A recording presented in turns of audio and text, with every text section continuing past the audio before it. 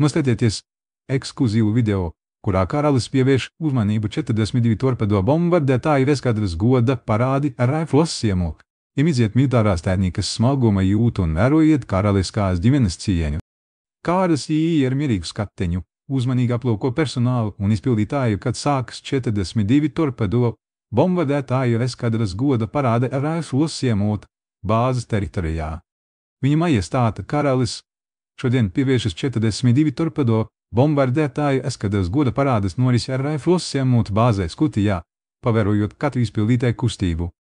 Viņa majestāte karalis pievēršas 42 torpedo bombardētāju eskadras goda parādes norisi ar Raiflos ciemot bāzē Skutijā, datums ir zināms, vērojot goda rindas izkārtoju.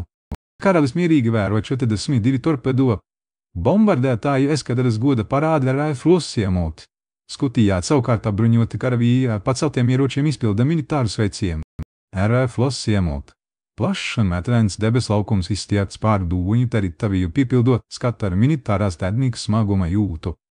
Lūk, viņa majestāte karalis runājot ar virsnieku un jaunu apmeklētāju pie 42 torpedo bumbu skvadronas goda peldēšanas parādes stendā Raiflos ciemot.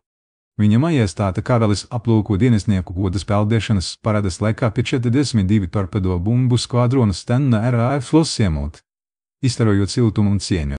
Karalis novēro pilots un virsnieku diskusijas pie 42 torpedo bumbu skvadronas goda peldēšanas parādes stendā Raiflos ciemot, saprotot militārā darba nopietnību.